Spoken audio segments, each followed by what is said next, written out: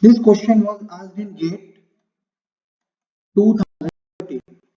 Question is the transport layer protocol used for real-time multimedia. Real-time multimedia UDP. Real-time multimedia we have discussed UDP. File transfer FTP. TCP as a protocol. DNS domain name service UDP. Email TCP. Option C is the correct answer. So real-time multimedia uses UDP as a transport layer protocol we have just discussed.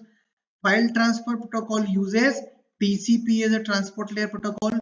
DNS uses UDP as a transport layer protocol. Email uses TCP as a transport layer protocol. So option C is the correct answer. I hope it is clear, right? Very important, interesting question asked in GATE 2013. And this is how GATE is asking questions from computer networks. That is why we are writing this and this much notes. That is why we are writing all the notes systematically, right? I hope you all are getting the idea.